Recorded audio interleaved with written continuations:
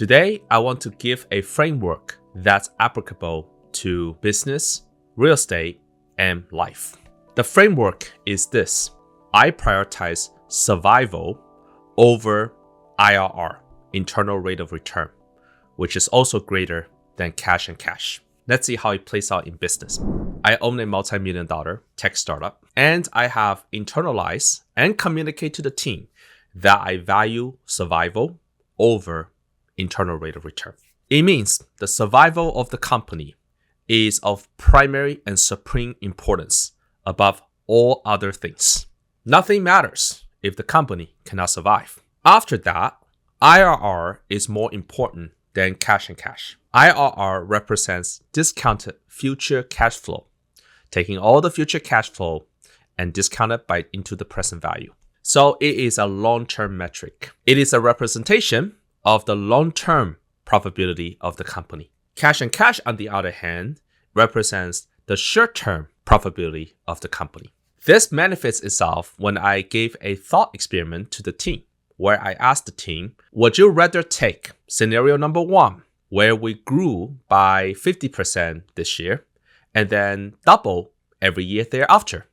Or scenario number 2, doubling this year and grow 50% every year thereafter? Everyone on the team chose option 1, and option 1 represents the highest IRR, whereas the second one represents the higher cash and cash. Now, in that statement, you might notice that by optimizing for number 1, that means we will invest a lot of our resources into making our product better or growing new product lines. It is not clear that this will translate fundamentally at the end into a higher IRR. So it's not clear. So IRR, by definition, has uncertainty built into it, and it takes courage to choose IRR.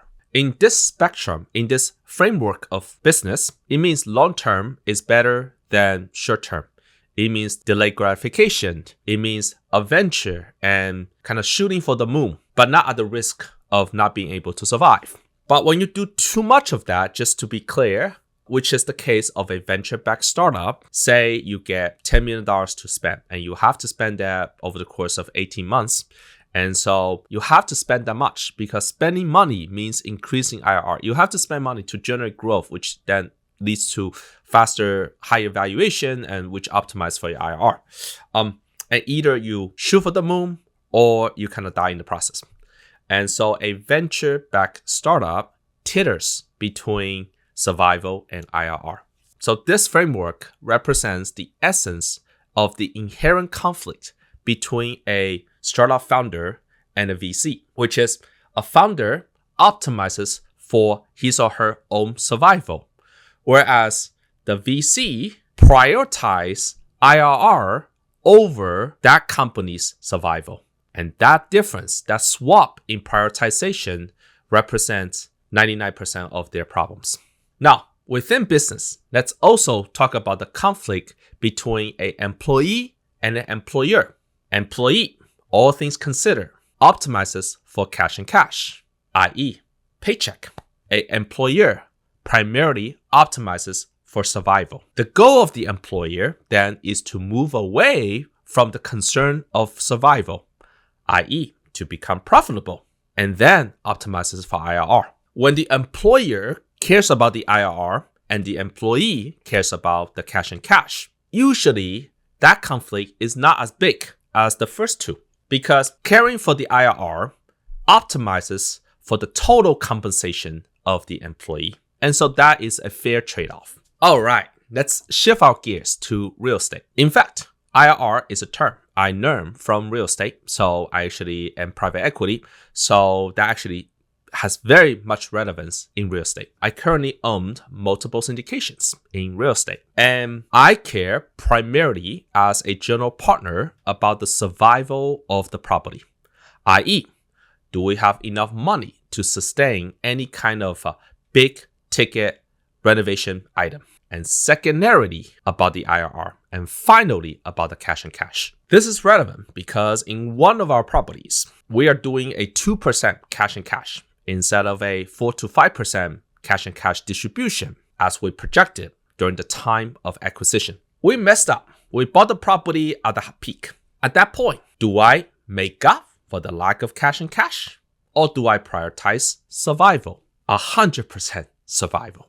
That means by following this framework will cause misunderstanding. Doing so might also damage reputation. However, in spite of external expectation, that's the framework I live by. Here, the same theme plays out. That increased IRR usually comes with increased risk. There is no free lunch. By wanting too high of a IRR could tip you over into the survival spectrum. So just be careful about that. Now, that's when you owned a property, meaning that during the operation of a property, I care more about survival. What if people say, well, when I'm evaluating a property, I like to buy these houses on the Midwest where the cash and cash is very strong. There's not much appreciation, so there's not much high IRR, and I'm very, very comfortable with that decision. What do you have to say to that? Here I will say, you are absolutely right.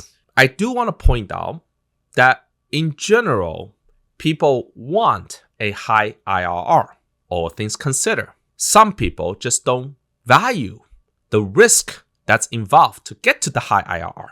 But if I were to tell you high cash and cash and high IRR and they are equally risk-free, which one would you take? You will take the high IRR.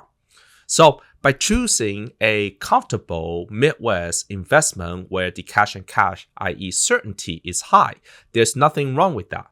It just means that for those folks, they don't value the increased reward as proportional to the increased risk that's involved. Finally, let's talk about how this framework applies to life. Now, here's a tongue-in-cheek observation. I couldn't figure out for my whole life, why are men so horny? Like, what's wrong with this man? Why is it so innate to being a man? If you don't have this problem that men want to have sex all the time, life will be so much easier for men.